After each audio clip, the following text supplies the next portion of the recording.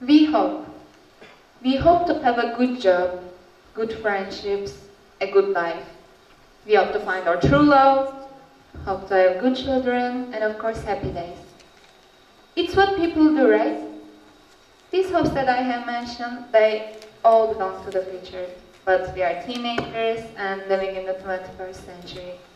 We have this long journey ahead of us along which we are going to love, and live. But what if these hopes suddenly faded? What would you do? Would you be depressed? Would you become a pessimist? I'm 16 years old, just a girl who studies at high school, enjoys family dinners, and goes out with her friends. A girl with a typical life with ups and downs like many of you. Downs do not make me feel down though. I'm gifted at seeing the silver lining in every cloud. Today I'm going to tell you about one of the experiences in my life that has helped me to develop this attitude. I love taking part in social responsibility projects. For one such project, I went to Nepal with my school last year. The aim of the project was to have fun with Nepalese students for 4 full days. And we did.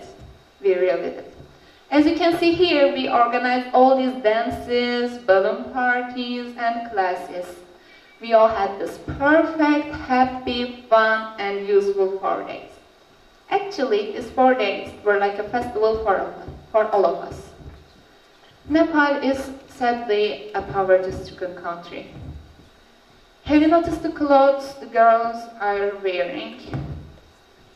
They don't have tights to wear under their skirts. Unlike us, they're all wearing their pajamas under their school uniforms. Many of the villages don't access to clean and drinkable water. During one of these activities, we painted our faces. We painted our faces like cats, lions, and butterflies. When we went to school next day, we saw that many of the Nepalese students still had the face paint from the previous day. You know, it can easily be removed just a bit of water. Water, something they unfortunately don't have. They had that, but they were happy, you know, like they had that expression on their faces. On the 3rd day, we went to Pradip's house. Pradip was a clever, hard-working boy with Down syndrome.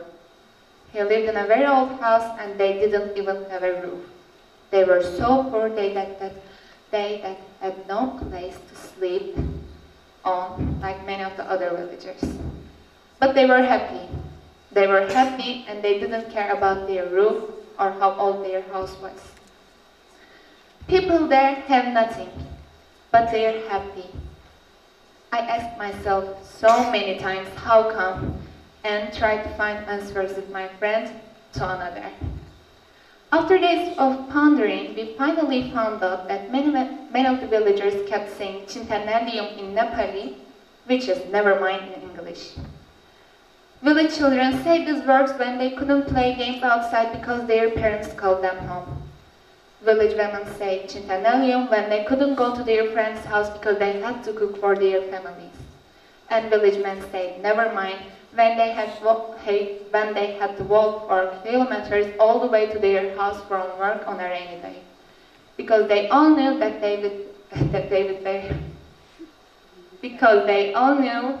were going to be with their families after all. After the things we saw, I couldn't help but ask myself, am I actually going to believe in these words? One would expect complaints, but no, not this attitude. Nepal has this really unpredictable climate in January and February. Mornings were burning hot, but nights were really cold. Some nights we couldn't sleep at all. We had these warm pajamas, which are the brand of that many of my friends prefer to buy, but still, it was freezing. One night, when we were freezing again, Tuana told me, "Never mind, tomorrow will be sunny," of course in Turkish. Then we started to laugh, then fell asleep. So we were too blessed with the relief that came with a simple never mind. In a nutshell, in order to be happy, you don't need to have expensive things. Or you don't need the opportunities at hand to have your dream life, job, or marriage in the future. Or you don't need to be sad, or you don't need to feel sad when you can't buy the things you want, or you don't feel depressed when you couldn't study for the next day exam. Try to say never mind in the worst situation, because I know that it will help you. I know because it did help me.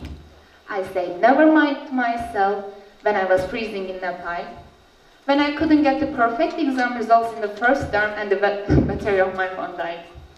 There, I have more than once witnessed the poverty, hunger, and thirst couldn't break the spirits of people living with them. Why would I be discouraged and unhappy over trivial things?